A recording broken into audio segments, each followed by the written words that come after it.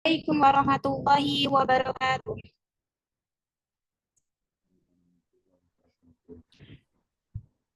Innal hamdalillah nahmaduhu wa nasta'inuhu wa nastaghfiruh wa na'udzu billahi min shururi anfusina wa min sayyiati a'malina may yahdihillahu fala mudilla wa may yudlil fala hadiyalah. Asyhadu an la ilaha illallah wa asyhadu anna Muhammadan abduhu wa rasuluh la nabiyya wa la rasula amma ba'd. Rabbi shrah li sadri wa yassir li amri wahlul 'uqdatam min lisani yafqahu qawli. Allahumma inni as'aluka ilman nafi'an, rizqan thayyiban wa amalan mutaqabbalan. Yang kami hormati Bapak Agus Marimin SIMESY selaku pembina Forsi selaku sekaligus pemateri kajian pada hari ini. Yang kami hormati Ketua Umum Forsi periode 2023-2024 Saudari Cici Laila Andri dan para peserta kajian yang kami banggakan. Pertama dan yang paling utama, marilah kita panjatkan kehadiran Allah Subhanahu wa Ta'ala dan atas segala limpahan rahmat, hidayah, inayahnya terhadap kita semua, sehingga kita dapat mengikuti kajian pada pagi hari ini dalam keadaan sehat walafiat tanpa halangan suatu apapun. Yang kedua kalinya, tak lupa salawat serta salam kita haturkan kepada junjungan kita Nabiullah Muhammad Sallallahu Alaihi Wasallam beserta keluarga, sahabat tabiut tabiin, dan semua kita mendapatkan syafaat beliau di yaumul kiamah nanti. Amin, amin ya robbal alamin. Kami ucapkan terima kasih banyak kepada teman-teman yang menyempatkan hadir untuk mengikuti kajian pada pagi hari ini. Saya, Risa Nur Aziza, selaku moderator, izinkan saya terlebih dahulu membacakan susunan acara pada pagi hari ini. Yang pertama adalah pembukaan, yang kedua adalah pembacaan ayat suci Al-Quran, yang ketiga adalah pendengaran lagu Indonesia Raya, dan Mars Pose, yang keempat acara inti kajian yang diawali dengan pembacaan kurikulum vitae pembicara, yang keempat sesi tanya jawab, yang terakhir yaitu penutup dan dokumentasi. Baiklah, memasuki acara yang pertama yaitu pembukaan. Mari kita buka acara kajian pada pagi hari ini dengan bacaan basmalah bersama-sama. Bismillahirrahmanirrahim. Selanjutnya yakni pembacaan ayat suci Al-Quran oleh saudari Isna Alfa Syafiqatu As-Solihah. Kepada saudari Isna Alfa dipersilahkan.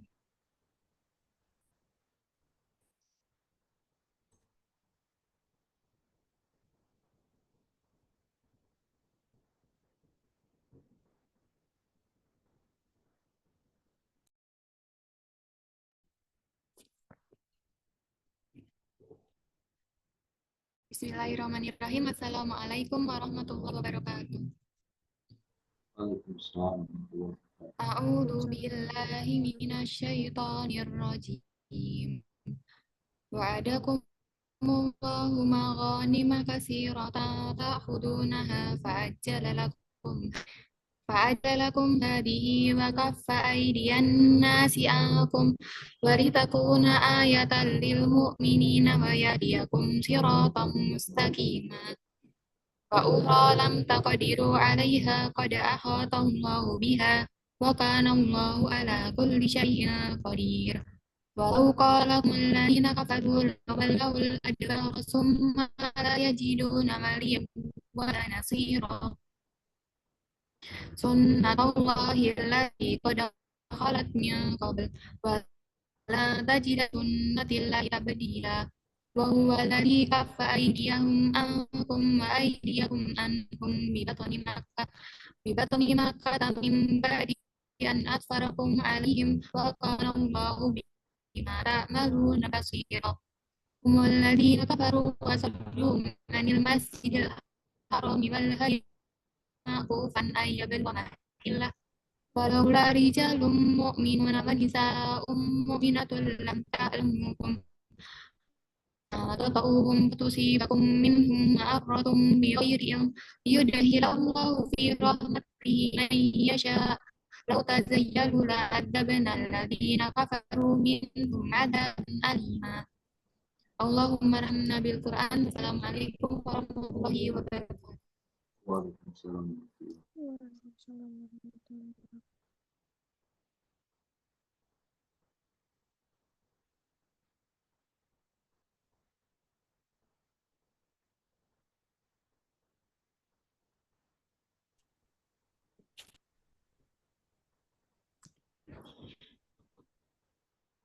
Allahumma bil Quran. Jazakumullah khairan katsiran kepada Sofi Isna Alfa yang telah membacakan ayat di Al-Quran. Semoga dengan ini semakin menambah keimanan kita kepada Allah Subhanahu wa Ta'ala. Acara yang selanjutnya yakni mendengarkan lagu Indonesia Raya dan March Fusi kepada operator di silakan.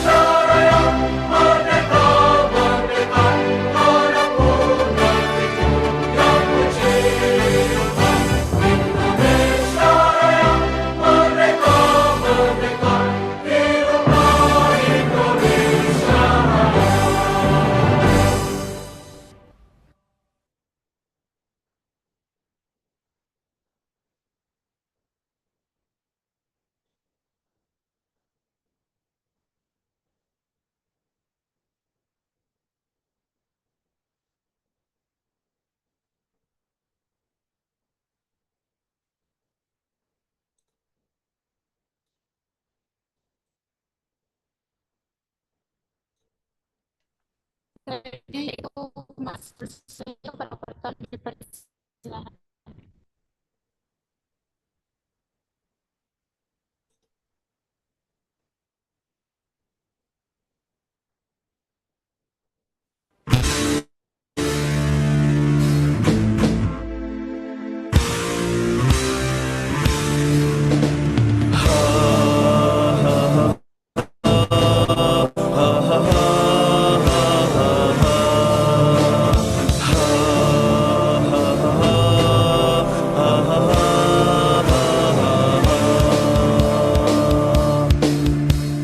Ekonom muda, hai ekonom robbani, tempa dirimu untuk bangun bangsa madani.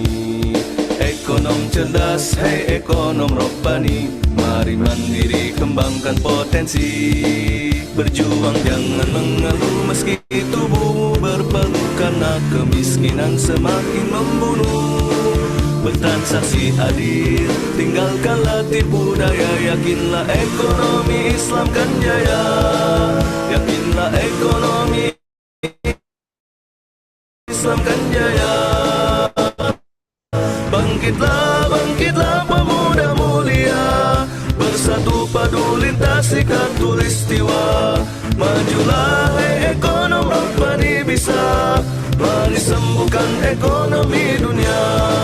Berbagi sesama ketuk nuraninya, yakin ekonomi Islam kan jaya.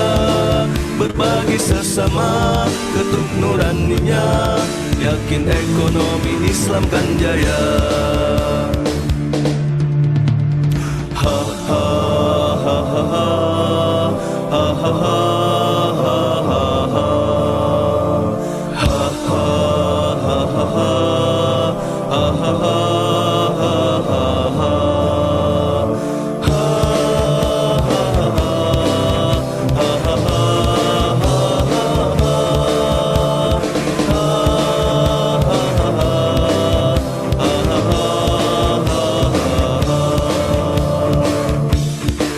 Berjuang jangan mengeluh meski tubuhmu berpeluh, karena kemiskinan semakin membunuh. Bertransaksi adil, tinggalkanlah tipu daya, yakinlah ekonomi Islam kan jaya. Yakinlah ekonomi Islam kan jaya. Bangkitlah, bangkitlah pemuda mulia siwa, majulah hai ekonom Rabbani bisa.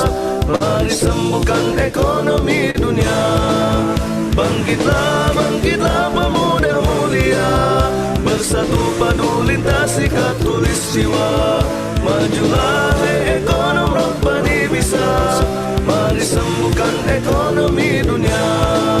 Berbagi sesama ketuk nuraninya, yakin ekonomi Islam kan jaya. Berbagi sesama ketuk nuraninya, yakin ekonomi Islam kan jaya.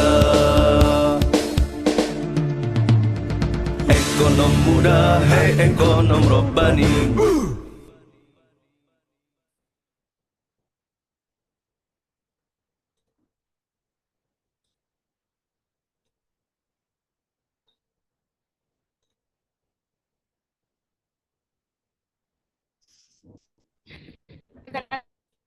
Seperti itu bacaan Siti Pencarian hari ini. Beliau adalah Bapak Agus Marin SMY.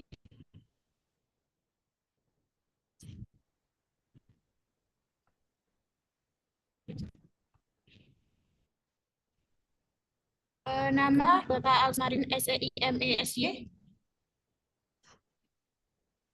Tempat tanggal lahir Boyolali 1 Desember 1995. Status perkawinan alim agama Islam. Nomor HP 0813 983 1912. Email agusmarimin@gmail.com atau agusmarimin@yahoo.com. Alamat Kendal RT 3 Ketitang, Nogosari, Boyolali, Jawa Tengah, nomor pos 57378. Pekerjaan yaitu dosen tetap di S1 Ekonomi Syariah dan Ekonomi Syariah Fakultas Ekonomi Bisnis ITB AAS Indonesia.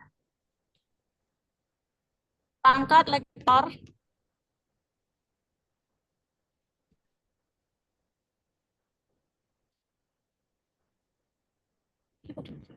Nama istri Nurul Arifah SE SY SPD. Nama anak Haidar Faiz Ataillah dan Faiza Restu Blumar.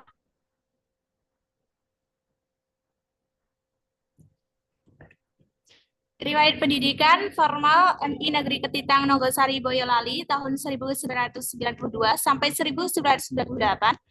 MTS Negeri Nogosari Boyolali tahun 1998 sampai 2001. SMA Negeri 1 Ngemplak Boyolali tahun 2001 sampai 2004. S1 Manajemen Syariah Prodi Ekonomi Islam PAN Surakarta tahun 2004 sampai 2009.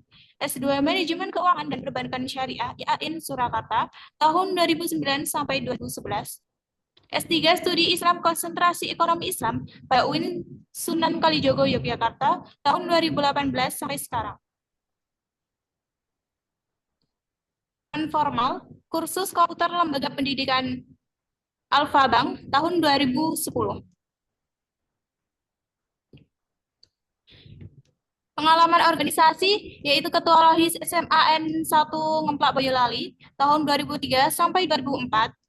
CO Bidang Kewirausahaan BEM JEI Stein SK tahun 2006 sampai 2008.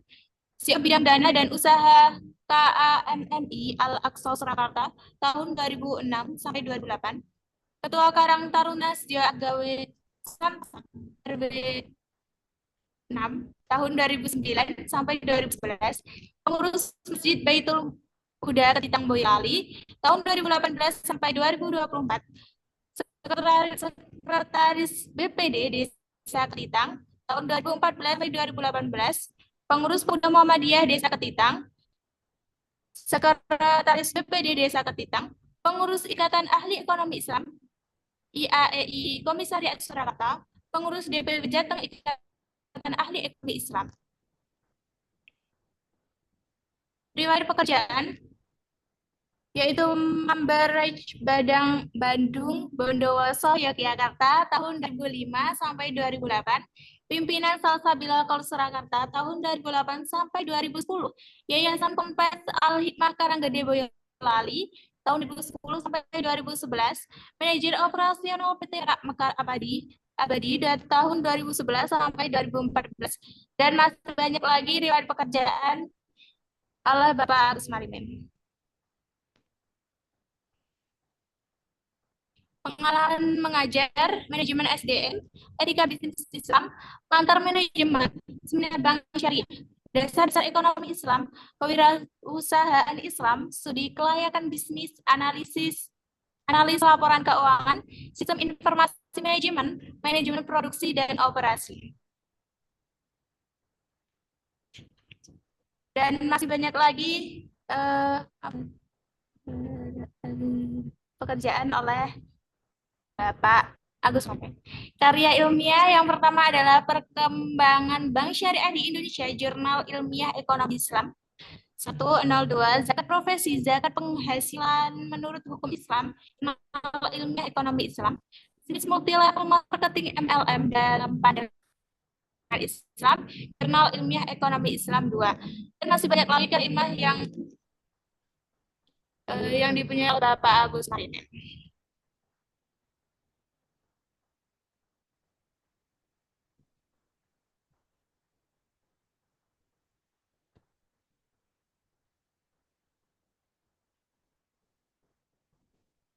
Nah, itu tadi CV dari Pak Agus Marimin SEI MESY. Sangat luar biasa. Sebelum itu mari kita sambut dan sapa pemateri kita terlebih dahulu, yakni Bapak Agus Marimin SEI MESY. Assalamualaikum Bapak Agus Marimin. Waalaikumsalam. Suaranya didengar? Bagaimana kabarnya Bapak? Alhamdulillah baik, Mbak. Bisa terdengar ya suaranya? Halo? Gimana Bapak? Suaranya terdengar bagus enggak? Kurang jelas Kurang. Bapak. Kurang Keras. jelas. Baik. Bisa didengar jelas ya? Iya, sudah Bapak. Baik, alhamdulillah. Gimana, Mbak? Alhamdulillah, semoga selalu diberikan kesehatan oleh Allah Subhanahu wa taala beserta keluarganya ya Bapak. Amin, amin. Bagaimana Bapak sudah siap untuk menjadi pemateri kajian pada pagi hari ini? Insya Allah kita harus selalu siap dan optimis kan gitu. Iya, oke Bapak. Bagaimana teman-teman, apakah sudah siap memasuki acara inti, yaitu penyampaian materi yang akan disampaikan oleh Bapak Agus Marimin? Insya Allah sudah siap semuanya ya. Ya, Jika sudah siap, mari kita dengarkan dan perhatikan. Semoga apa yang Bapak Agus Marimin sampaikan bisa menebarkan wawasan dan bermanfaat untuk kita semua. Amin. Ya Rabbal Alamin. Langsung saja kepada Bapak Agus Marimin, kami persilahkan. baik. Bismillahirrahmanirrahim. Assalamualaikum warahmatullahi wabarakatuh. Inna hamdalillah nahmaduhu wa nasta'inuhu wa nastaghfiruh wa na'udzu billahi min syururi anfusina wa min sayyiati a'malina may yahdihillahu fala mudilla lahu wa may yudlil fala hadiya lahu. Asyhadu an la ilaha illallah wa la syarika lah wa asyhadu anna Muhammadan abduhu wa rasuluh amma ba'du. Yang pertama dan tentunya yang paling utama, senantiasa bersyukur dari Allah SWT yang pada kesempatan pagi yang ceria ini kita diberikan suatu kehidupan yang harus patut kita syukuri untuk menikmati hidup di hari-hari yang kita lalui nanti. Yang kedua kalinya tentunya salawat dan salam kita tetap junjungkan Nabi besar kita sebagai panutan kita Nabi Muhammad Sallallahu Alaihi Wasallam yang tentunya akan kita tunggu syafaatnya di akhir nanti. Baik teman-teman di kajian rutin di tingkat progresi ya yang kita banggakan semuanya. Sebagai kita materi di hari ini yaitu membangun kesadaran menjadi insan muslim yang berkelanjutan. Ini adalah saya kira suatu tema yang menarik untuk di kalangan muda, terutama dari mahasiswa. Bagaimana kita menjadi seorang entrepreneur itu ya atau wirausaha yang berkelanjutan itu seperti apa? Sebelum kita memasuki semuanya, perlu kita pahami. Profil tadi sudah ya kita lewati aja. Cuma sedikit yang perlu kita update. Ini adalah pekerjaan. Memang saya sebagai seorang pekerja, namun juga punya bentuk usaha. Saya memang pekerjaan yang tetap itu ada dua. Salah satunya adalah dosen di TPAS. Yang kedua adalah saya menjadi manajer SDM di PT Anugrah atau Makhluk. Kebetulan saat ini kalau kampus kan libur ya. Ini posisi saya di kantor perusahaan kan gitu ya, tepatnya di daerah Colomadu Karanganyar. Teman-teman kalau mau main silakan kita welcome. Merak Group ini di bidang di packaging plastik, kemasan dan sebagainya. Ini memang sebelum saya mengajar jadi dosen, saya duluan di perusahaan. Meskipun perusahaannya berganti-ganti tapi dengan owner yang sama. Nah, itu sebagai fondasi kalau menurut saya seperti fondasi bagaimana kita menjadi seorang usaha itu juga butuh samanya apa pekerjaan tambahan atau sampingan dan seperti itu. Itu yang perlu diperhatikan karena nanti yang akan kita pulas menjadi seorang usaha itu juga butuh namanya modal, kesempatan dan sebagainya, apalagi jaringan dan sebagainya itu perlu. Kalau bentuk usaha yang kita geluti memang saya sering berubah-ubah atau mencari performa yang tepat dan sebagainya. Namun yang saat ini masih kita jalankan berkelanjutan adalah saya punya bidang peternakan, yaitu ada ikan lele, ikan nila dan sebagainya seperti itu. Kebetulan kita punya pekarangan yang memadai dan ini kita lakukan lintas untuk penumpang mendapatkan subsidi. Dan nanti Anda teman-teman bisa belajar di bidang peternakan itu juga salah satu bidang bentuk usaha atau bentuk bidang kegiatan yang salah satunya menjadi prospek untuk meningkatkan ekonomi kita. Yang ketiga adalah yang selanjutnya ada bidang pertanian. Kebetulan alamat saya di daerah Negosari itu adalah wilayahnya adalah wilayah pertanian. Saya membuat mencari peluang pekerjaan melihat dari kesempatan yang ada di situ.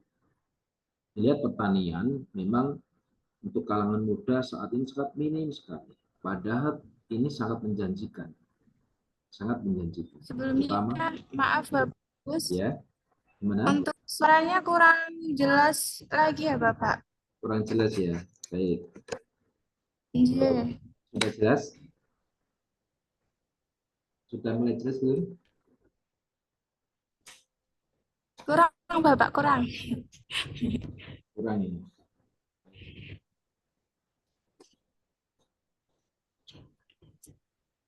Lagi ya.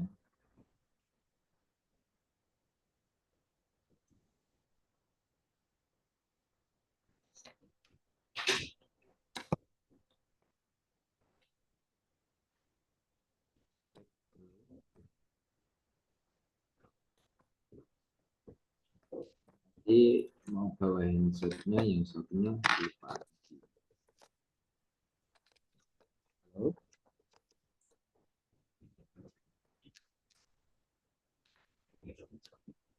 Cek, halo? Lebih jelas? Sampun Bapak. Sudah lebih jelas daripada tadi atau bagaimana? Iya, masih jelas dari Baik, saya ulangi lagi ya untuk bidang usaha yang saya geluti saat ini di samping pekerjaan tetap yang dua tadi. Di bidang peternakan atau pertanian ini masih dalam konteks menjanjikan, terutama pertanian karena di golongan teman-teman yang muda saat ini minim sekali turun di dunia pertanian. Sebagai contoh, saya bukan untuk menyombongkan kan gitu ya.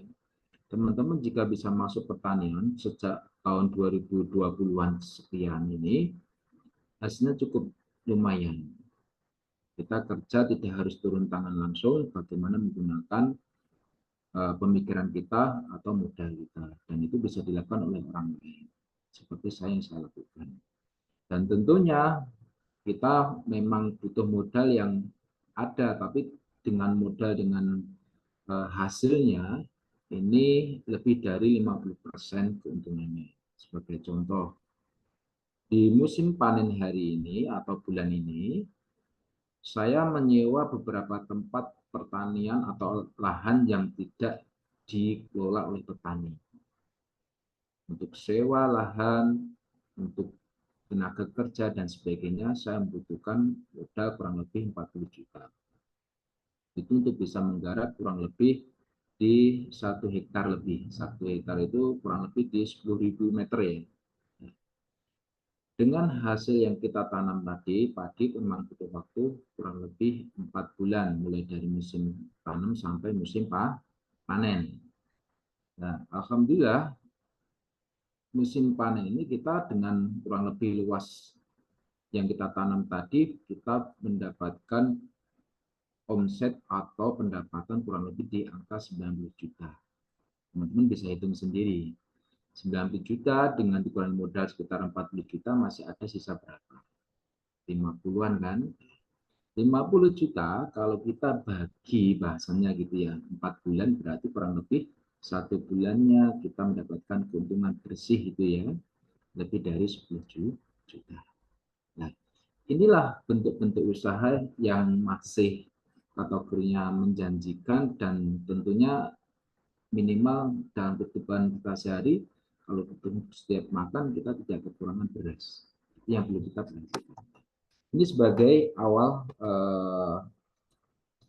yang perlu kita sampaikan.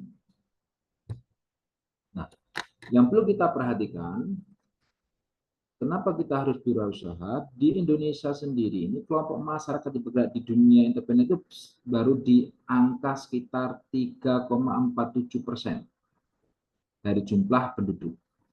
Jadi sangat masih minim ya, jumlah penduduk kita sekitar berapa? 2.280-an juta sekian. Kita yang masuk di dunia usaha atau entrepreneur itu baru 3,47%. Ini data di bulan Maret 2004. Ini jauh dibandingkan dengan negara tetangga kita, ada Malaysia dan Thailand. Malaysia itu sudah di angka 4,74%. Dan di Thailand sudah 4,26%. Nah, kalau dibandingkan dengan negara yang lain seperti Korea Selatan, Cina, Jepang, dan sebagainya, sudah di atas 8 atau di atas 10%. Jadi di sini sangat masih rendah sekali di Indonesia ini yang mengikuti usaha di dunia usaha. Maka tidak perlu kita pungkiri di negara-negara lain seperti di Jepang, Cina, dan sebagainya tadi, mereka sudah masyarakatnya hidup sejahtera, pulang kerjanya melimpah sehingga sampai mampu menumpang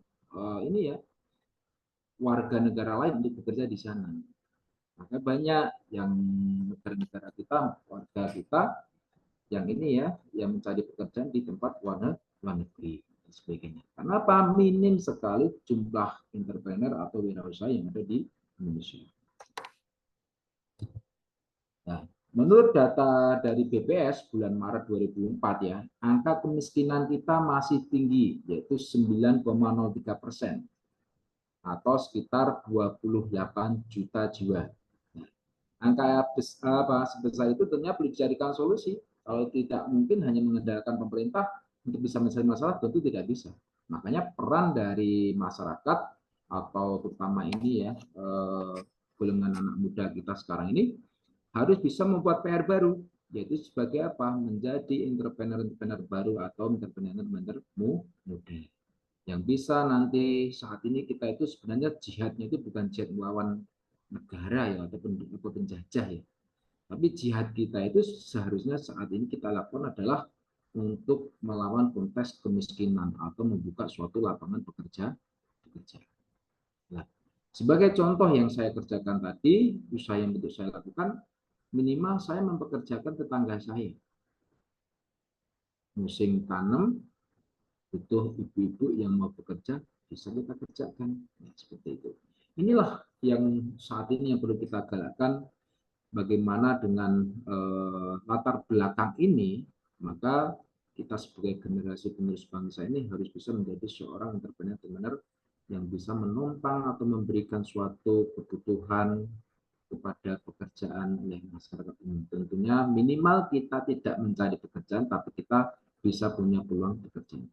Itulah awal mula dasar dari permasalahan yang perlu kita perhatikan hari ini, yaitu terkait dengan membangun kesadaran menjadi internet muslim yang juga. Sebagai gambaran umum, tentu teman-teman sudah kita memahami apa arti entrepreneur tadi kan itu ya. Sering di mata kuliah kita bicarakan dan sebagainya itu apa itu entrepreneur kan gitu ya. Sebenarnya definisi dari entrepreneur itu adalah suatu usaha yang kreatif, inovatif, yang membangun suatu value dari yang belum ada menjadi yang bisa dinikmati oleh banyak orang. Tentunya karakteristik dari entrepreneur adalah harus memiliki opportunity atau memiliki suatu peluang dari kacamata perspektif yang berada dari orang lain atau yang tidak dipikirkan oleh orang lain, kemudian bisa diwujudkan menjadi suatu peluang atau hak hasil jadi. Maka di sini kalau kita menjadi seorang wirausaha itu ya ibaratnya di luar nalar, luar logika. Ngapain kita anak muda terjun di pertanian? Ngapain anak muda kita terjun di dunia peternakan? Nah, itu kan logikanya nggak mungkin. Kalau anak muda biasanya ya nongkrong, ya kuliah, ya dan sebagainya. Tapi enggak. Kita harus berpikir karakteristik kita harus ada yang kita bisa lakukan. Jadi kata kunci dari integrasi itu adalah kreatif dan inovatif. Kreatif kita harus bisa berpikir memberikan peluang-peluang yang ide-ide yang kreatif, membuat suatu produk, membuat suatu ide, gagasan, pekerjaan, atau mungkin kegiatan dan sebagainya. Itu adalah Anda berpikir kreatif dan inovatif. Tentunya apa? Ya jangan monoton, dibuat yang biar asik seperti apa. Kan gitu ya, inovatif produknya biar bisa diterima masyarakat seperti apa. Saya juga begitu, sebagai seorang petani bukan sekedar berpikir kreatif saja, inovatif. Sekarang sudah banyak namanya alat-alat pertanian menumpang demi lancarnya kegiatan kita tadi. Dan itu tidak memerlukan biaya yang sangat mahal. Ibaratnya saya punya modal, tinggal bilang ini manggil orang, dikerjakan selesai. Kita dapat keuntungan lebih dari yang kita kerjakan tadi. Inilah yang perlu kita pahami. Jadi ada dua kata kunci dalam kita berentrepreneur, kreatif dan inovatif. Dalam konsep hidup kita, yang perlu kita merubah yaitu perlu suatu keberanian. Kita harus melakukan suatu keberanian. Berani untuk berubah atau berani untuk melakukan sesuatu yang baru. Biasanya teman-teman di sini kita bisa melihat untuk teman-teman yang lain ini perbedaannya di sini.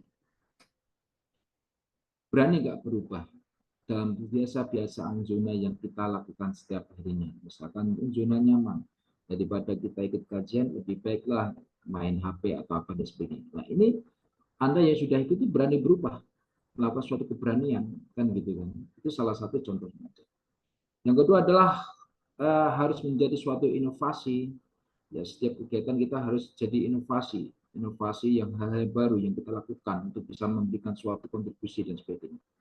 Tentunya kita harus juga melakukan suatu melihat, yaitu menjanjikan suatu keuntungan. Kita melihat kalau kita melakukan sesuatu, kalau memang tidak ada sesuatu yang bisa kita ambil, kenapa harus kita lakukan? Baik yang kita ambil tadi, baik ini ya, bernilai terkait dengan dunia maupun di akhirat. Sebagai contoh, kita belajar kajian seperti ini adalah dua hal insya Allah, dunia dan akhirat.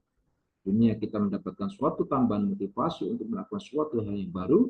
Akhirat yang insya Allah kita dalam konteks mempelajari hal-hal ilmu itu adalah suatu kewajiban seorang muslim untuk kita selalu belajar dan sebagainya. Insya Allah amalan kita atau prosesnya kita diterima. Tentunya yang keempat adalah menghasilkan energi keberlimpahan. Setelah kita melakukan kajian seperti ini, harapannya kita ada hasil energi yang berlimpah, yang harus kita lakukan bergerak. Jangan sekedar kita melakukan kajian, setelah itu selesai, setelah itu kemana kita arahnya kita tidak tahu. Energinya berarti sudah habis, hilang. Maka kita harus melakukan energi yang berlimpah dan terus menjadi suatu semangat ibaratnya yang akan kita lakukan terus-menerus. Itu yang perlu kita perhatikan. Proses menjadi wirausahawan atau entrepreneur itu banyak yang perlu kita perhatikan. Mulai dari kesabaran, energi, ide, kreatif, inovatif, mimpi, itu perlu juga kita kembangkan. Kita tanamkan dalam hidup sehari-hari. Mulai dari sifatnya jujur, takwa, tentunya yang kepimpinan, prestasi, tanggung jawab, dan modal itu memang harus. Inilah komponen-komponen yang teman-teman harus siapkan kalau kita menjadi seorang wirausaha yang berkelanjutan. Pak, kira-kira pertanyaannya, ini saya banyak yang kurang ini, misalkan apa? Kreatifnya yang kurang. Kreatif itu bisa kita cari dengan melalui sebagaimana nanti yang kita akan jelaskan, mulai dari pelatihan, mulai dari di lingkungan yang mendukung dan sebagainya. Pak, saya kok kurang ya leadership-nya. Nah, leadership ini juga bisa kita persiapkan, kita buat.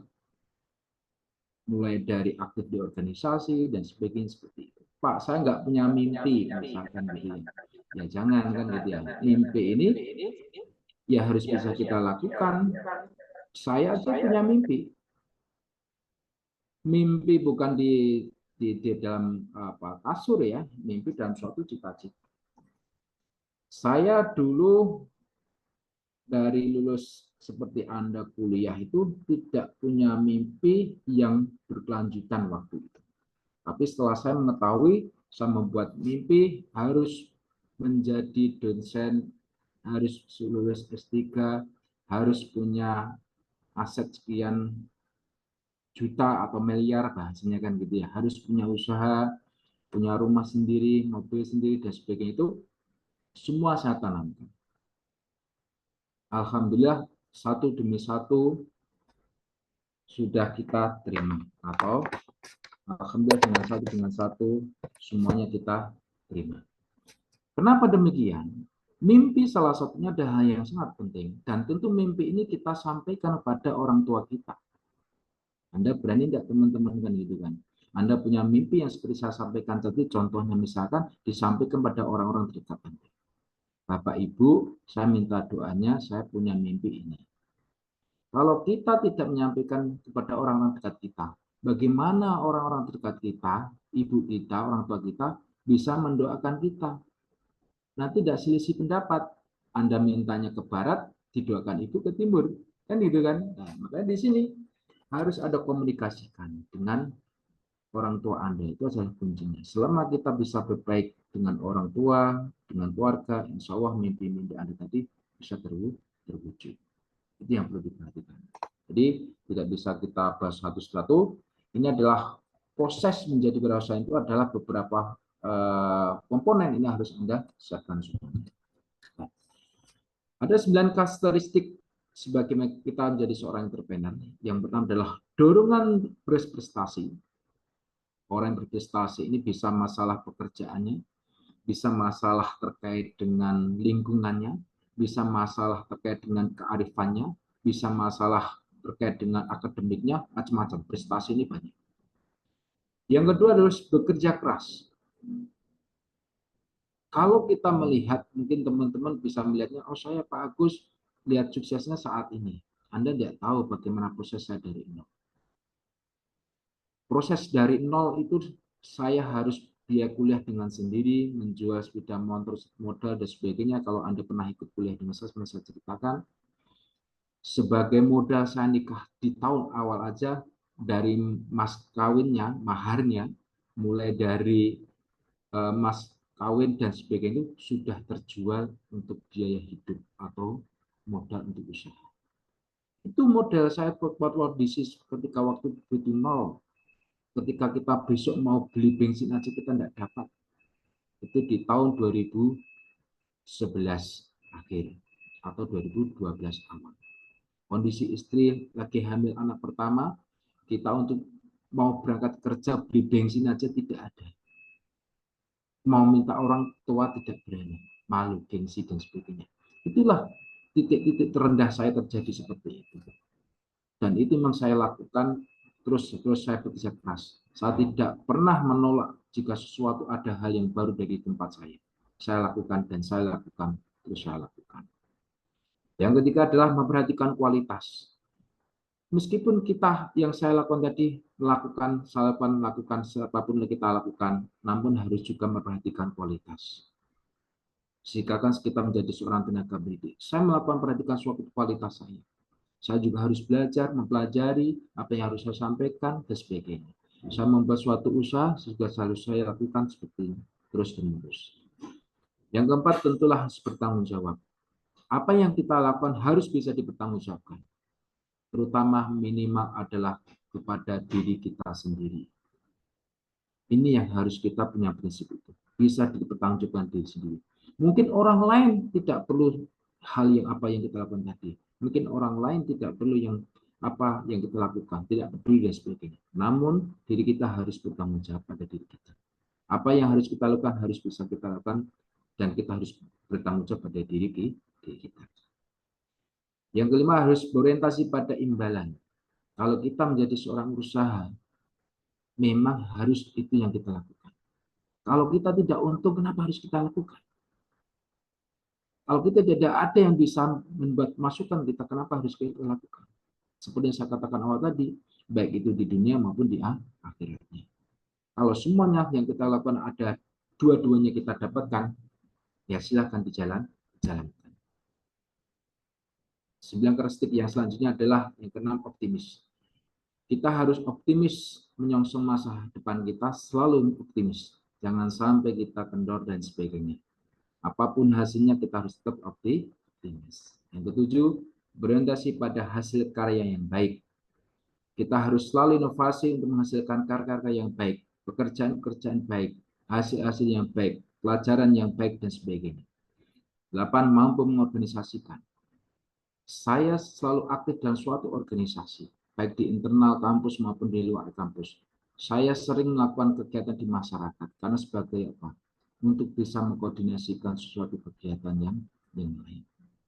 Itu karena apa? Ya, semakin kita mampu mengkoordinasikan sesuatu organisasi dan sebagainya, tentunya itu akan membawa kepada kita suatu seni kemampuan diri dan leadership. Yang kesembilan adalah berorientasi pada uang. Kalau kita berkarakteristik terkait dengan entrepreneur, ya harus berorientasi pada uang. Kalau kita dapat uang, kenapa harus kita lakukan? Gitu. Itu hal yang sangat wajar sekali. Oke, kita lanjutkan. Profil entrepreneur ini ada beberapa profil, mulai dari percaya diri, berorientasi pada tugas hasil, pengambilan risiko, kepemimpinan, koordinasi, dan sebagainya. Ini adalah hal-hal yang sering kita dengar. Namun kembali lagi, bagaimana penerapannya kita dalam menjalankannya. Ini adalah alur proses bagaimana kita menjadi seorang wirausaha atau menjadi yang lebih baik. Tentu tidak bisa nanti bisa kita share materi yang lainnya. Oke, ada aspek orientasi waktu, motivasi, sikap menghadapi dan sebagainya juga harus diperhatikan dalam konteks kita berwirausaha. Kita lanjutkan. Terus bagaimana kita jadi seorang jiwa entrepreneurship dan perannya dalam mengembangkan usaha? kita memiliki jiwa dalam mengembangkan wirausaha atau membangun wirausaha ini tentu ada hal-hal yang harus kita perhatikan.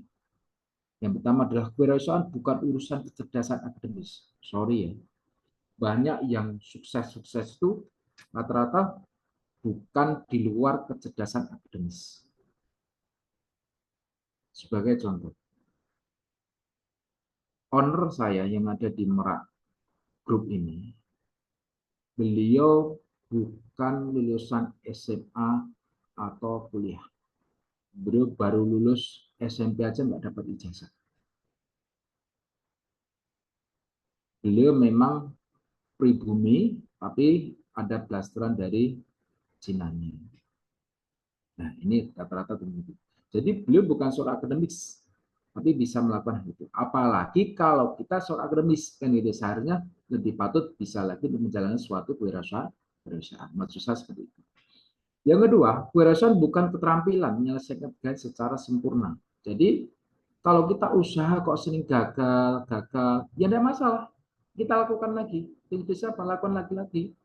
Kalau kita mencari kesempurnaan, bukan temannya tempat wirausaha. Kalau kita mencari kesempurnaan itu biasanya ya ada di tempat akademik atau di kantor dan sebagainya. Akhirnya apa kalau sudah menjadi sempurna? Pangkat naik, jabatan naik, kan seperti itu. Tapi kalau di wirausaha bukan seperti itu. Kuncinya ya kita lakukan terus kita lakukan. Yang ketiga, wirausahaan adalah jiwa dinamis menangkap tantangan menjadi suatu peluang. Yang perlu kita perhatikan, yang perlu kita tanam kepada kita semuanya, yaitu melihat atau kita harus pintar-pintar membaca suatu peluang atau tantangan yang ada. Silakan, hari ini kita keluhannya apa? Apa yang harus kita lakukan? Silakan dikerjakan. Jangan sampai nunggu besok atau besok. Biasanya kalau udah besok, nanti kembalinya adalah cuma hasilnya tentunya cuma dipikirkan. Dari mana kita harus memulai ketika kita membangun sebuah wirausaha ini? Ya kita bisa melihat dari keahlian, ada produk yang sudah ada, misalkan menjual sesuatu yang bisa saya lakukan atau yang bisa saya buat atau yang saya sudah ada. Bisa Anda membuat sesuatu produk, bisa Anda menjual yang sudah ada produknya, atau yang sudah memang benar-benar sudah ada, tinggal melakukan saja. Jadi di sini sangat bisa kita lakukan. Bisa mulai dari menjual sesuatu yang biasa yang kita lakukan atau yang biasanya sudah ada lakukan. Silakan ini. Mulanya dari situ dulu. Yang kedua, ada pasar yang sudah ada. Pasarnya sudah ada ya, yang kita lakukan sudah ada. Mulai dari terkait dengan ini ya, usaha-usaha yang lain yang ada ini untuk apa? Misalkan market kita itu banyak. Salah satu penumpang yang lagi tren ini adalah penjualan es teh jumbo dan sejenisnya seperti itu. Itu sudah ada loh, kesempatannya sudah ada. Tinggal Anda misalkan kita mau lakukan itu bisa enggak? Kan gitu ya. Rata-rata di pinggir jalan hampir setara 100 meter dan sebagainya sudah ada lagi. Ternyata juga laku. Nah ini pasar yang ada yang bisa dilakukan apa yang dijual. Terus kita juga bisa memiliki 5 kunci sisi. Mulai dari ilmu, ilmiah, alamiah, dan amaliyah. Ilmu itu berarti kita pelajari, ilmiah itu natural yang kita muncul, alamiah itu juga sama, dan amaliyah kita harus melakukan sesuatunya tadi. Informasi bernilai guna, akurat, dan tepat waktu. Kalau kita punya informasi itu, ada intuisi juga, mempertajam bisikan bawah sadar kita. Inisiatif lebih baik mencoba dan gagal daripada mencoba. Jadi inisiatif itu lebih baik mencoba dulu daripada gagal tapi tidak pernah mencoba. Nah, gagal dari mana? Mencoba aja belum kan gitu kan. Nah, ibaratnya gitu. Dan tentunya yang terakhir adalah insya Allah semua dikasih jalan oleh Allah.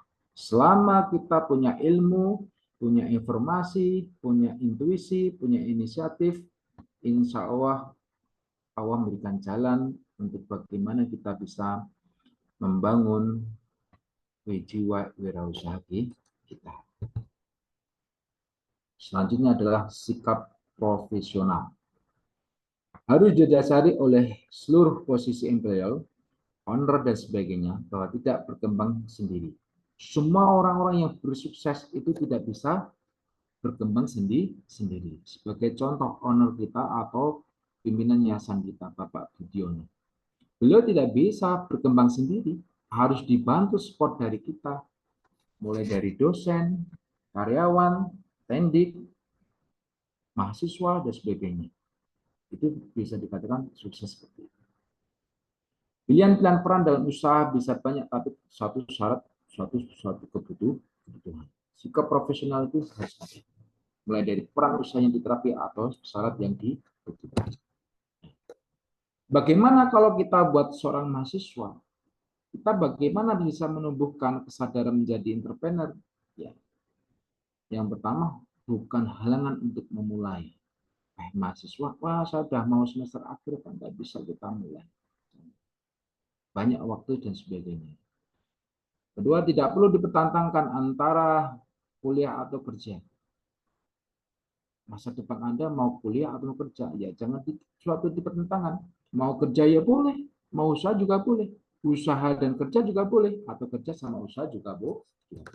Buktinya saya juga begitu. Saya juga bekerja. Karena apa? Ketika nanti berusaha itu, rata-rata orang nanti usahanya memang tidak langsung bisa berjalan lancar. Saya butuh modal. Saya bisa beli aset, bisa untuk modal itu dapat dari mana? Ya dari bank. Nah, untuk jaminan awalnya bagaimana? Ya kita butuh bekerja untuk menopang suatu usaha. Banyak mengatakan lebih baik kita merintis usaha itu di tengah-tengah pekerjaan kita. Jangan sampai kita merintis suatu usaha di luar pekerjaan kita. Maksudnya apa? Kita berhenti bekerja tapi kita tidak merintis sama sekali. Lebih baik itu kita merintis dulu sambil bekerja atau bekerja dulu sambil merintis suatu usaha. Itu yang baik. Yang kedua adalah pilihan kegiatan yang bisa menunjang peningkatan keduanya.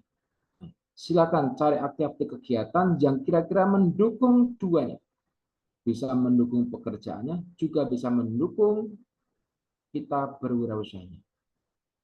Ada dua cara tadi. Yang keempat, rasakan dari hari ke hari ke arah mana Anda bergerak, menjadi pekerja atau mempekerjakan. Ya memang harus membiasakan. Kita melakukan sehari-hari seperti apa? Kita harus cari top recordnya. Lebih dominan menjadi seorang pekerja atau mempekerjakan orang, kan gitu kan. Mempekerjakan bukan kita menyuruh seorang kan.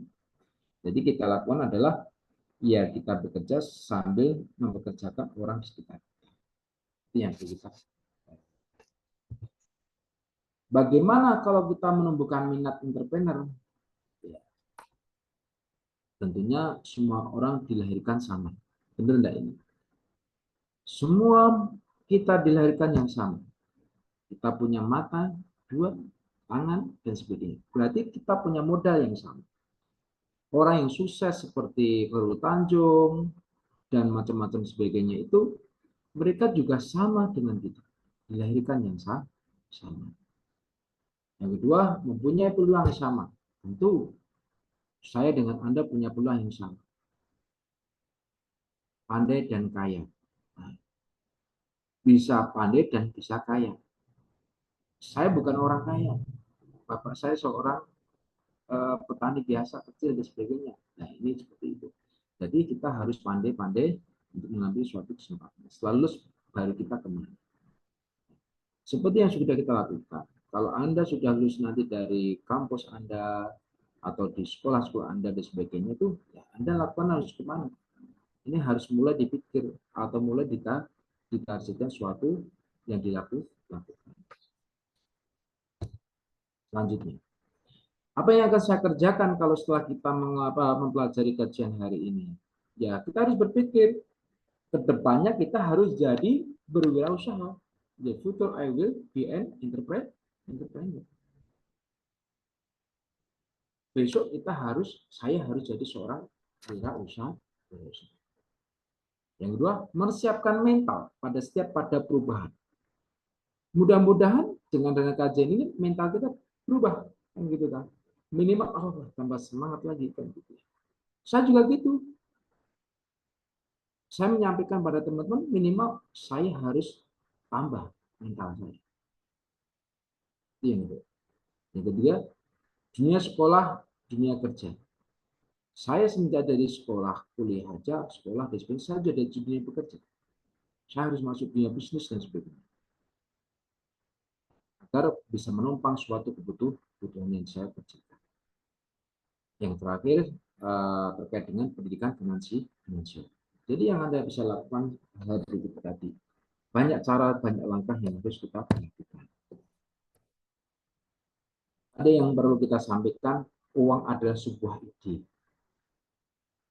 Biasanya kalau sudah kepentok, nggak punya uang, kita akan muncul ide-ide yang baik dan sebagainya. Sebagaimana ke sebuah daftar hal yang Anda bisa lakukan. Misalkan ini biasanya ya saya lakukan di dunia perkuliahan, rata-rata teman-teman tak suruh mencatat apa yang Anda lakukan ketika Anda punya uang. Tulis misalkan itu sebagai wujud menentukan mimpi. Terus bagaimana saudara bisa mempunyai uang untuk sesuatu yang Anda inginkan? Kalau sudah punya uang, kita untuk apa kan gitu ya? Uang aja bisa menjadi ide gitu ya. Biar kita tahu, saya kalau punya uang 1 miliar misalkan seperti ya, saya harus punya investasi sekian. Saya harus punya mobil, punya rumah misalkan seperti itu. Saya harus bisa naik gaji, seperti itu. Itu yang perlu diperhatikan. Teman-teman yang tentunya kita banggakan, ternyata berwirausaha itu juga memiliki suatu kelemahan.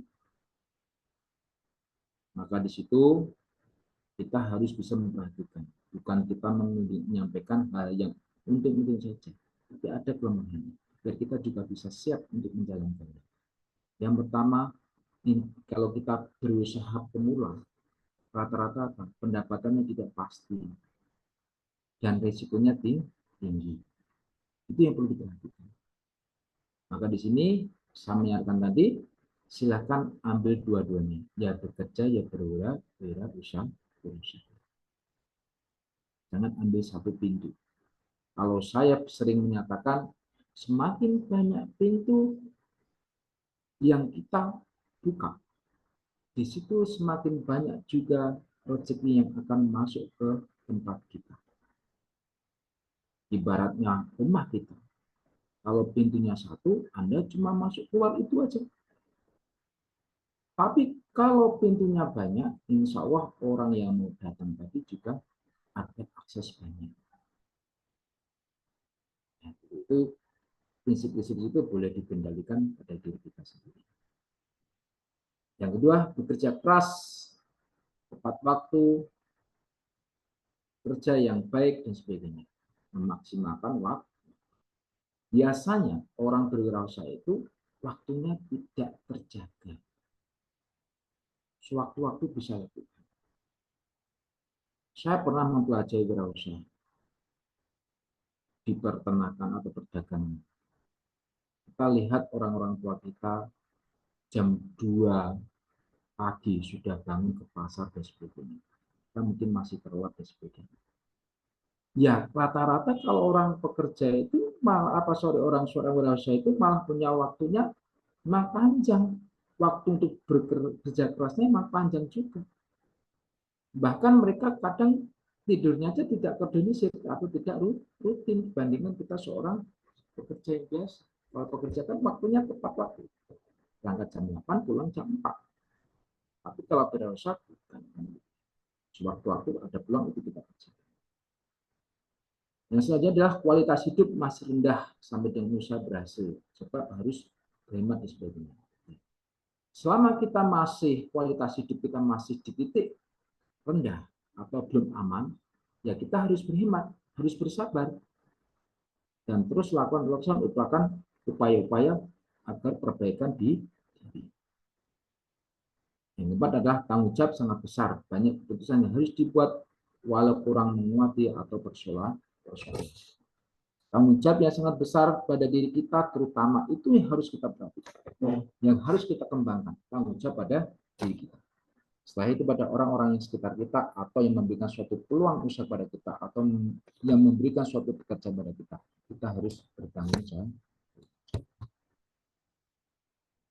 Tadi ada suatu kelemahan, sekarang ada kita lihat keuntungannya. Keuntungannya tentunya kita menjadi seorang berwirausaha atau entrepreneur itu adalah peluang untuk mencapai tujuan yang dihendaki. Semakin kita sukses melakukan usaha, semakin sukses kita melakukan pekerjaan, tentunya peluang untuk mencapai sesuatu yang kita inginkan itu semakin cepat atau semakin kita dapatkan. Anda punya mimpi, oke, misalkan saya juga seorang kuliah, saya pengennya bisa beli sepeda motor sendiri. Itu yang saya lakukan di S1 dulu. Buktinya apa? Ya semua peluang kita baca. Akhirnya apa? Itu bisa saya lakukan. Biasanya seperti itu. Yang kedua adalah peluang untuk mendemonstrasikan potensi seorang secara penuh. Kadang kita juga suatu keuntungan misalkan dengan adanya suatu relasi, ini menjadi suatu kesempatan pada kita, itu memprioritaskan potensi seseorang. Semakin banyak teman atau relasi yang bisa kita menjadikan suatu kita gambaran, kita menjadikan suatu peluang. Mulai dari peluang untuk memperoleh manfaat, peluang untuk membantu masyarakat dengan usaha konkret dan sebagainya. Ini peluang-peluang kita. Kalau kita jadi seorang yang sukses, kita bisa menjadi orang baik dan tentunya kita bisa mengendalikan sesuatu yang perlu kita kerjakan. Kita bisa membantu orang-orang sekitar kita bisa membantu masyarakat kita bisa beribadah dengan baik dan sebagainya. Karena sesuatu tadi itu namanya suatu modal atau usaha. Nah, yang perlu kita perhatikan di masyarakat itu nanti ada pikiran-pikiran negatif. Seperti yang dulu saya katakan, saya lulus S1 punya usaha. Penghasilannya sudah di atas UMK kalau kita ambil rata-rata per bulan. Namun, image masyarakat masih negatif. Masyarakat itu kalau lulusan sarjana, kalau nggak bekerja nggak baik. Ngopo kuliah dur-dur bahasanya kan gitu ya. Kalau cuma sekedar usaha. Itu pikiran negatif di masyarakat kita. Nah, biar lebih kita paham, hal seperti itu hal yang wajar. Mulai dari tanggapan yang tidak agresif, ekspansif, ada suatu persaingan, ada suatu egois, ada masyarakat yang tidak jujur, pikir, penghasilan yang tidak stabil, bisa jadi tidak kurang terhormat tadi, atau bahkan direndahkan dan sebagainya. Itu nanti yang perlu teman-teman banyak. Ketika momen-momen itu, itulah kondisi Anda pasti down atau di bawah. Gelar sudah didapat, pekerjaan belum ada, usaha tidak diterima oleh masyarakat. Tapi bagaimana? Ya itu tadi. Bekerja kita boleh, tapi usaha tetap kita jalankan. Agar semua kita didapatkan yang ada di masyarakat kita. Terus bagaimana pandangan sebagian besar masyarakat kita? Bisa meningkatkan anaknya sekolah tinggi, lulus di PT, menjadi PNS, itu kebanggaan bagi orang tua di masyarakat kita. Namun ya tentunya yang perlu kita perhatikan, banyak yang sudah lulus di kuliah-kuliah pertinggian tinggi, tapi mereka juga masih sama-sama aja. Rata-rata lupa bahwa sebagian masalah Indonesia ini adalah agama Islam. Dan ajaran Nabi Muhammad adalah apa? Pekerjaan yang baik adalah jual beli atau pedagang. Maka teman-teman di sini bisa melihat ya, kunci untuk usaha dan sebagainya itu adalah kebanyakan adalah jiwa-jiwa untuk berdagang. Anda bisa melihat dan sebagainya. Bisa berdagang bahan-bahan pendukung atau bahan jadi dan sebagainya, itu boleh silakan dilakukan sebagai gambaran. Hal yang perlu dimiliki seorang entrepreneur adalah pengetahuan, skill, reference, pengalaman, jaringan, informasi, sumber daya yang ada waktu, ada masa depan. Anda harus cek di diri Anda di sini. Apa yang Anda miliki dan apa yang Anda belum miliki. Kalau Anda belum ada yang dimiliki di mana, silakan dipersiapkan. Kalau kita ingin jadi wirausaha, harus punya itu, minimal itu. Pengetahuan juga harus ada, mulai dari pengetahuan ini bisa kita asah, kemampuan skill itu juga bisa, pengalaman itu dari bisa jadi organisasi, bisa jadi kita langsung melakukan dan sebagainya, jaringan networking itu perlu sekali. Saya bekerja ada di beberapa tempat, rata-rata memang apa? Dari jaringan. Saya punya usaha itu jaringan. Kalau Anda tahu, awal mula saya merintis di beberapa ternak ikan lele, saya mencari pembelinya. Karena ini ikan lele penggemukan ya tempat saya. Rata-rata pedagang yang ngambil tadi sangat susah sekali saya ambil. Saya pendatakan menghubungi pedagang selalu bilang, penuh Pak, ikan saya penuh, dan sebagainya seperti itu. Saya browsing lagi, cari lagi, kayak gitu lagi. Ada yang mau ngambil, harganya rendah. Bawah di pasar. Seharusnya 1 kilo di pasar itu sampai 20.000, diambil dengan harga cuma 15.000. Dan itu pun masih dihutang. Berarti bayar. Dagangan saya atau ternak saya dijualkan baru dibayar. Dengan tempo bisa 1 bulan lagi. Itu saya lakukan di awal terjadi seperti itu. Saya cari jaringan lagi seperti itu. Akhirnya dapat kenalan, itu pun juga sama, suruh nggak mau ngambil dan sebagainya. Sampai saya harus membangun namanya informasi atau jaringan tadi, saya lakukan, saya temui dengan berbagai cara. Setelah saya ketemu beliau hampir 5 kali, akhirnya sampai sekarang jadi partner atau jaringan yang baik. Sekarang tinggal saya ngabari, Pak, ikan sudah siap diterima.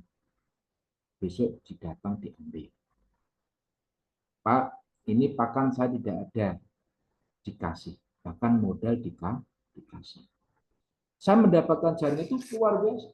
Sampai saya datang ke rumahnya beliau itu lebih dari 5 kali. Entah datang cuma main doang, datang ibaratnya saya pura-pura beli pakannya, datang pura-pura beli bibitnya, datang pura-pura cuma lihat doang, dan sebagainya. Itu saya lakukan lebih dari 5 kali baru terbentuk namanya suatu jaringan. Kalau sekarang sudah enak, bibit itu tinggal dikirim, pakan tidak ada, tinggal dikirim juga mengikuti harga pasar. Itu suatu jaringan.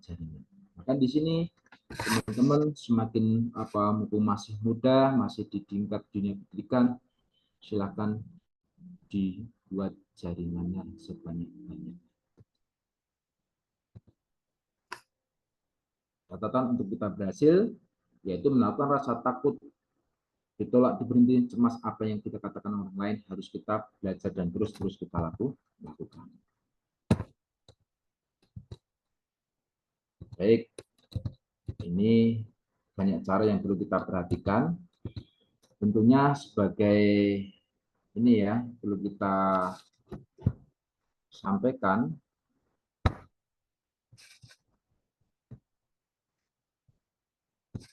terkait dengan ini ya,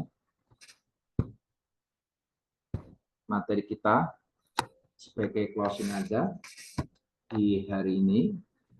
Kita masih ini ya, sebagai gambaran saja tadi terkait dengan materi ini memang banyak perlu kita kembangkan. Tapi yang perlu kita perhatikan, Kalau kita ingin jadi seorang wirausaha muslim yang berkelanjutan itu, kita harus mengaca atau mencermin melihat perjuangan dari baginda Nabi Muhammad SAW. Beliau salah satu entrepreneur muda yang sukses. Beliau sudah jadi seorang wirausaha dari umur 17. Dari umur 12. Karena dari umur 8 tahun beliau sudah ditinggalkan oleh kedua orang tuanya, ditinggalkan oleh pamannya, kakeknya, dan beliau ikut pamannya untuk berwirausaha dan sebagainya. Maka dari situ, teman-teman, dari perjuangan dari Nabi kita, beliau itu waktunya menjadi terlama adalah kurang lebih wirausahanya 25 tahun. Dibandingkan Rasulullahnya cuma sekitar 23 tahun. Jadi beliau dikatakan wirausaha yang sukses itu adalah baginda Nabi Muhammad SAW. Beliau diajari mulai dari umur 12 tahun, seusia anak saya. Jadi kira-kira dari usia 6 SD atau SMP. Itu sudah diajar, itu sudah mulai berdagang jual beli ke beberapa daerah atau negara. Pertanyaannya, kita saat ini umurnya berapa? Apa yang sudah kita lakukan? Apa yang sudah kita kerjakan? Pernah enggak kita berdagang? Sekarang banyak cara melalui online, Shopee dan sebagainya, itu banyak yang perlu dilakukan. Maka di sini teman-teman silakan terus-menerus berupaya melakukan hal yang baru agar usaha-usaha yang Anda lakukan terus berjalan dan terus bisa bermanfaat, terutama diri kita sendiri dan kita. Mungkin kiranya untuk saat ini tidak panjang lebar, dari saya kurang lebih seperti itu. Insya Allah kita akan lanjutkan di hari-hari yang lain atau di waktu-waktu yang lain. Tentunya ada kurang lebihnya, mohon maaf. Minimal ini adalah motivasi pada diri saya sendiri agar saya bisa selalu berbuat lebih baik dan jauh lebih baik dalam kehidupan pribadi maupun dalam perubahan finansial atau rezekinya. Kurang lebihnya mohon maaf, kalau ada yang menanyakan silakan. Sementara saya tutup dulu untuk pemaparan materi hari ini. Subhanallah wa bihamdika, asyhadu an la ilaha illa anta, astaghfiruka wa atubu ilaik. Assalamualaikum warahmatullahi wabarakatuh. Waalaikumsalam warahmatullahi wabarakatuh. Terima kasih Bapak Agus Mariman. Semoga materi hari ini bermanfaat bagi kita semua. Nah, itu tadi kita menyampaikan materi yang sangat luar biasa oleh Bapak Agus Mariman. Ada dua kunci seorang entrepreneurship, yaitu kreatif dan inovatif. Terus sukses tidak perlu menunggu tua. Kalau bisa sukses usia muda, kenapa harus ditunda? Justru semakin banyak halangan, semakin berkobar semangat seorang entrepreneur. Menjadi seorang entrepreneur harus dilandasi dengan tekad yang bulat dan harus berani dalam mengambil peluang yang ada. Action selagi muda, mumpung lagi semangat-semangatnya, mumpung lagi berani-beraninya, mumpung ada banyak buku, mumpung masih sedikit tanggungan. Gitu. Terus selanjutnya kita ada sesi tanya jawab nih Bapak Agus Mariman, untuk teman-teman bisa mempersiapkan pertanyaan Anda ya. Dan teman-teman sudah siap untuk bertanya, bisa raise hand atau bisa juga ditulis kolom chat.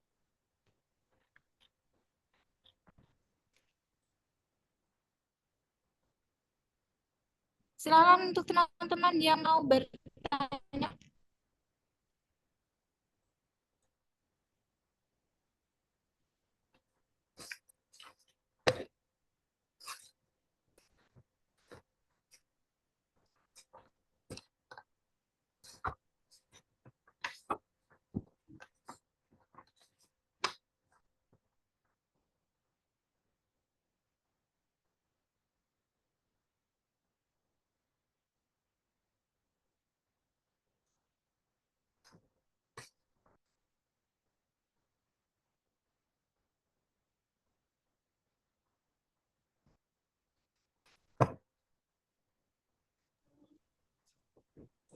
Jika ada yang mau bertanya, bisa langsung ini ya, teman-teman, atau ditulis di kolom chat.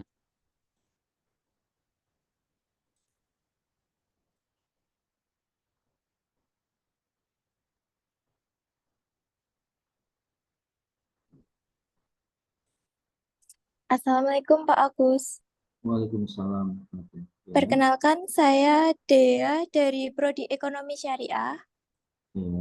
Izin bertanya, bagaimana jika salah satu sifat-sifat kewirausahaan dari mulai percaya diri, orientasi, dan hasil itu pengambilan keputusan serta kepemimpinan tidak terpenuhi oleh seorang wirausahawan?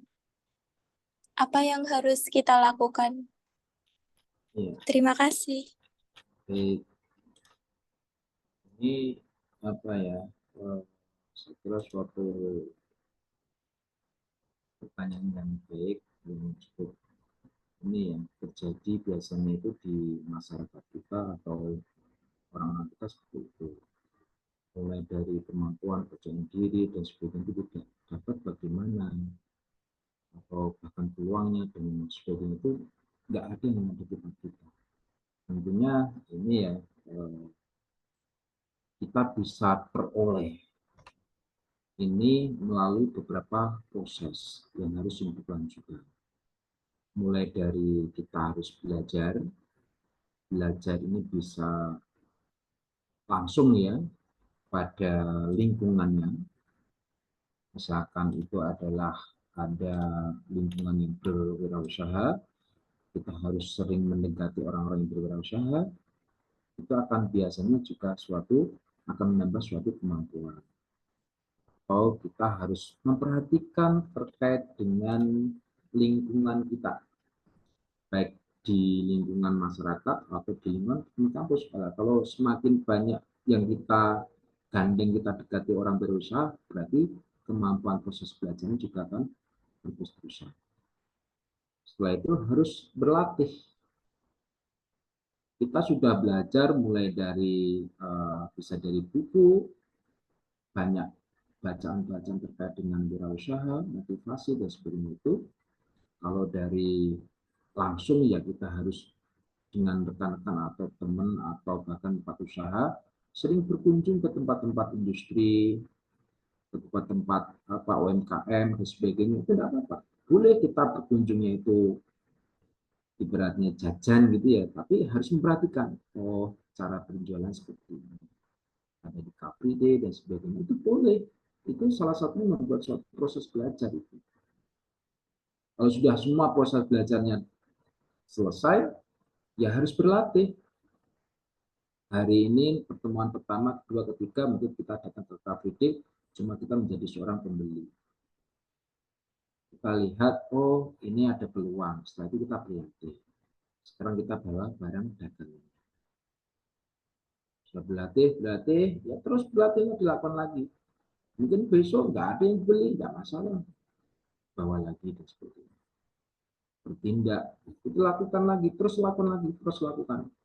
Setelah berlatih ya kita bertindak, ya kita lakukan.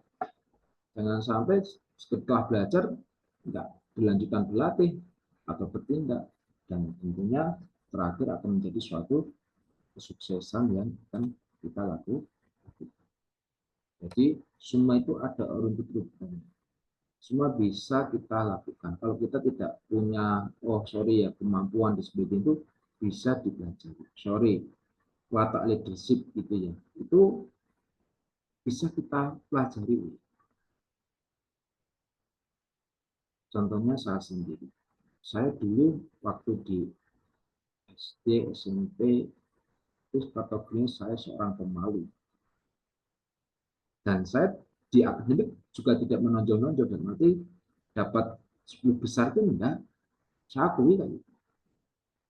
Tapi dari situ saya mulai bergerak di tingkat SMA. Saya kelemahan di akademik boleh, tapi saya harus punya kelebihan yang lain. Saya mulai aktif organisasi, ikut pramuka, ikut OSIS, OIS dan sebagainya seperti itu. Karena itu membentuk karakter saya. Terus di ketika kuliah, saya sangat minim sekali di bangku kuliah.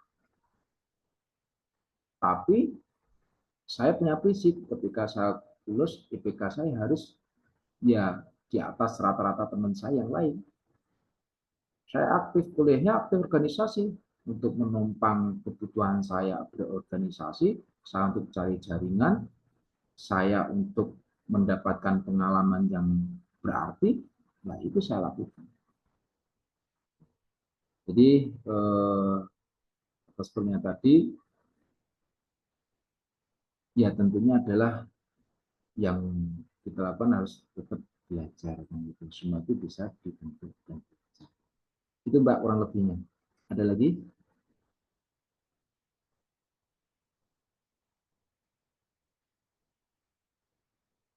Ada lagi pertanyaan? Sudah, Pak. Terima kasih. Baik. Ya Pak, ini ada yang bertanya lagi dari Kak Aditya Yulianto dengan NIM 2022 SE002. Bagaimana cara memulai dan memilih sebuah usaha agar usaha yang kita pilih tidak terlalu besar risiko gagalnya? Terima kasih Bapak. Baik, saya langsung jawab aja ya.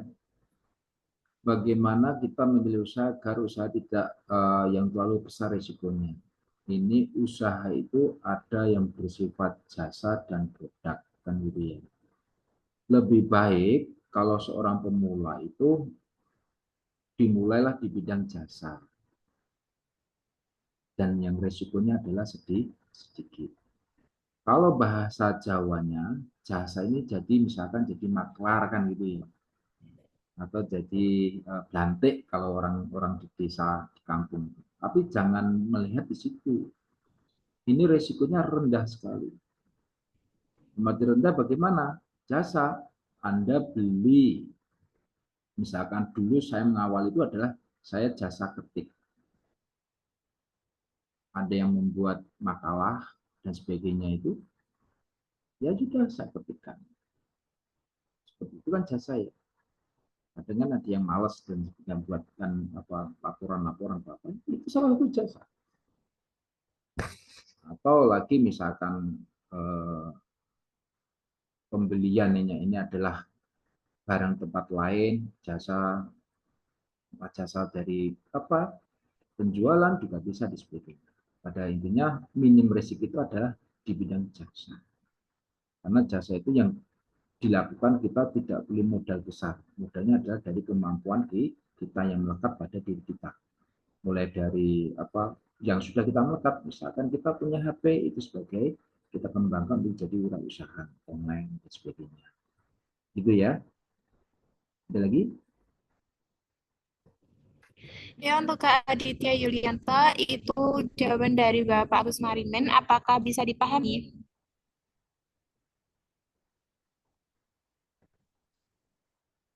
Lagi dari Kak Yuanda Hertadi dengan NIM 21202307. Apa motivasi utama dalam berwirausaha dan apa tantangan terbesar yang Bapak hadapi saat memulai usaha? Baik. Motivasi utama saya adalah memang keadaan sebenarnya. Keadaan yang yang kita alami itu dulu tidak baik-baik aja kan. Ibaratnya saya sampaikan ke teman-teman tadi, mau buat makan aja susah kan gitu kan. Itu suatu keadaan. Jadi motivasi utama saya keadaan. Saya pengen harus merubah kondisi saya. Kalau saya seperti ini terus, bagaimana saya bisa memuliakan anak orang kan gitu kan, memuliakan sendiri aja nggak susah, apa nggak bisa kan gitu. Itu motivasinya saya sederhana seperti itu. Nah, terus tantangan besar dalam bidang usaha itu sebenarnya bukan modal ya, tantangan besarnya adalah apa?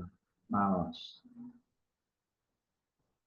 Tantangan besar itu adalah malas. Karena kok kayak bertindak itu nggak bisa lagi, malas nantilah intinya seperti itu. Jadi ya tantangan besarnya ya bagaimana Anda bisa menghadapi rasa malasnya itu, Anda yakin bisa mulai suatu usaha. Tapi kalau nggak malas-malas sebagainya itu, saya terus terang yang kita sampaikan ya, saya melakukan usaha ternak ikan lele itu saya rintis ketika masa pandemik. Saya kena COVID, istri juga harus di rumah, tidak ada kegiatan. Sedangkan kalau bekerja saja, ini kalau nggak masuk kerja kan nggak dibayar, betul nggak? Nah, otomatis nggak ada pemasukan, kan itu kan. Makanya kita harus punya usaha sampingan kan gitu waktu itu. Akhirnya saya punya waktu itu masih punya modal sedikit, ini saya beli kolamnya, kolam terpal kayak gitu ya. Saya cari jaringan dan sebagainya gitu, seperti itu. Ya, untuk memulai sesuatu lakukan. Dan itu memang kuncinya harus segera dimulai. Kalau kita malas, nanti besok nggak jadi. Makanya ya, kalau punya pikiran langsung dilakukan atau kita kerjakan. Itu Mbak. Masih ada lagi?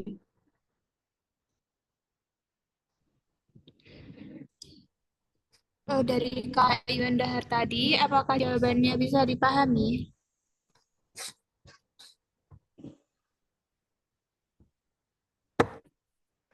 Bisa teman-teman yang lain, apakah ada pertanyaan lagi?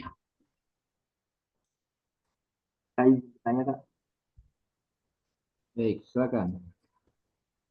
perkenalkan betul ini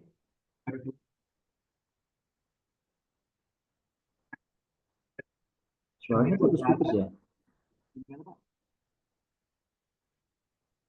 Pertanyaannya dalam dan salah satunya adalah pertanyaan mana pertanyaannya dalam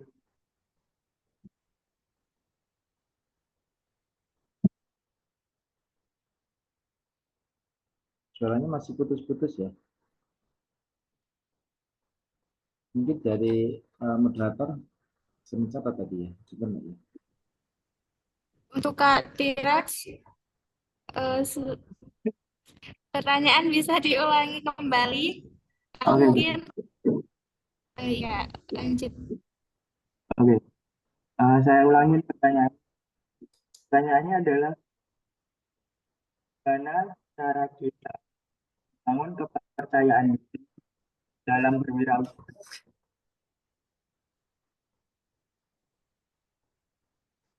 Apakah kurang jelas?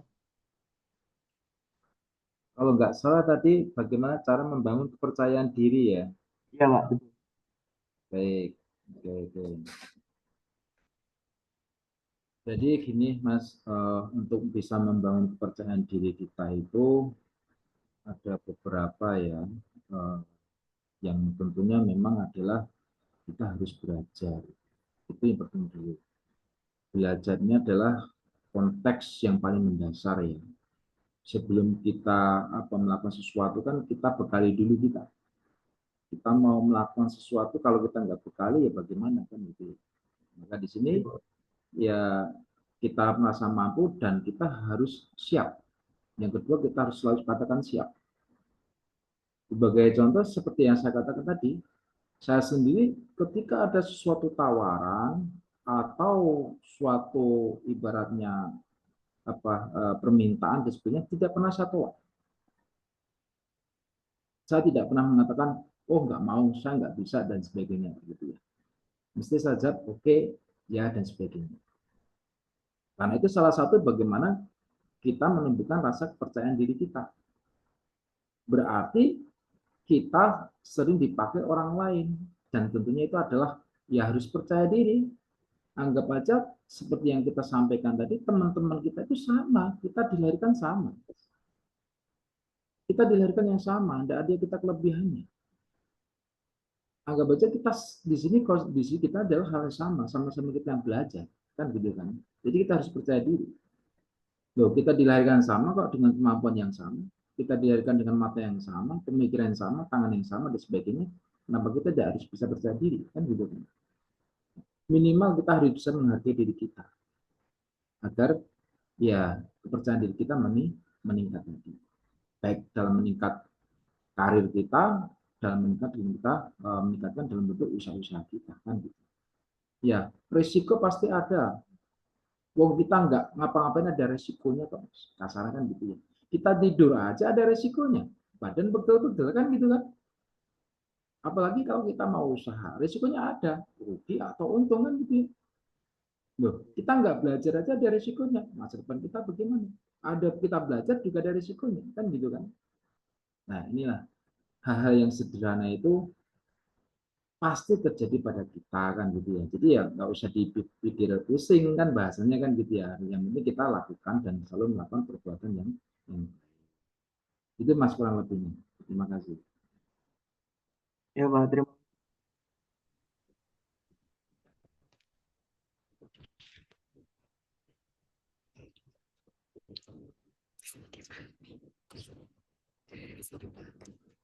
Untuk Kak T-Rex, maaf nggak tahu nama aslinya. Apakah bisa dipahami? bisa Kak, bisa. Terima kasih Pak untuk jawabannya. Ya sama-sama. Untuk teman-teman yang lain, apakah ada pertanyaan lagi?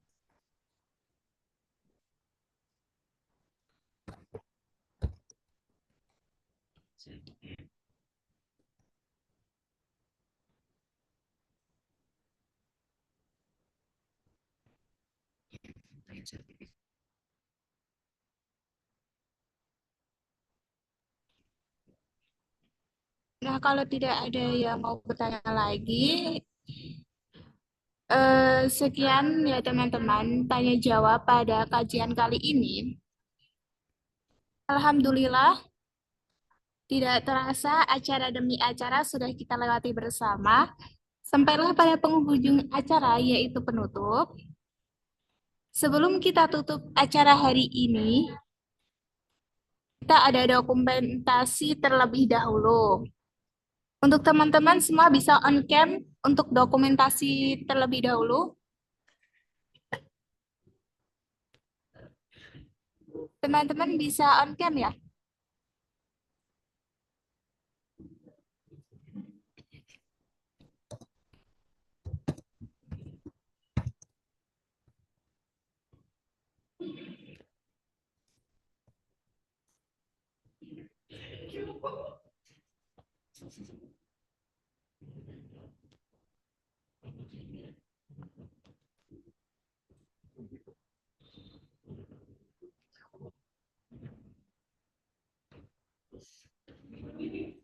Untuk operator bisa dipersilakan untuk dokumentasinya. Masih ini ditunggu. Masih kami tunggu. Masih kami tunggu ya teman-teman.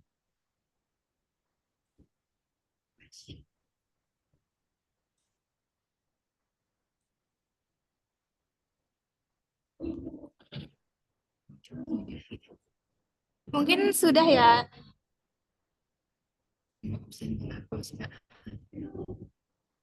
Dihitung dulu ya teman-teman. 1, 2, 3. Loh.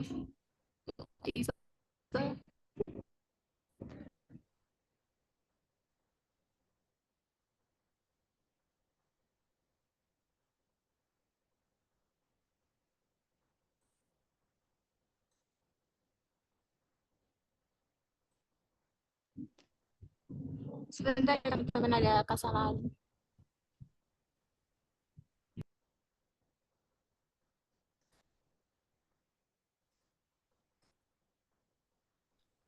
Kita ulangi lagi ya teman-teman. 1, 2, 3. Satu kali lagi. 1, 2, 3.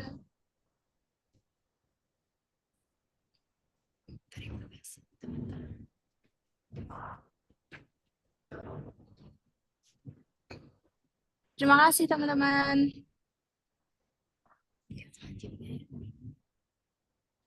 Yang selanjutnya kami ucapkan jazakumullah khairan kepada Bapak Agus Marimen, SHI MESY, atas ilmu yang diberikan kepada kita hari ini.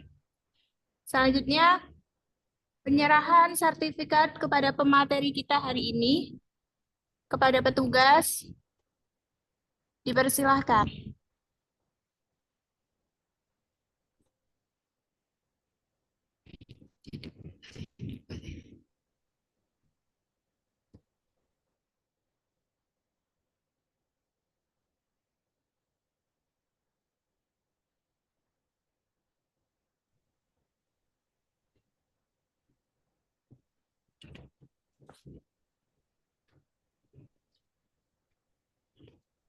Saya juga ucapkan terima kasih banyak kepada seluruh peserta kajian yang setia mengikuti acara sampai selesai dan semoga menjadi manfaat bagi kita semua.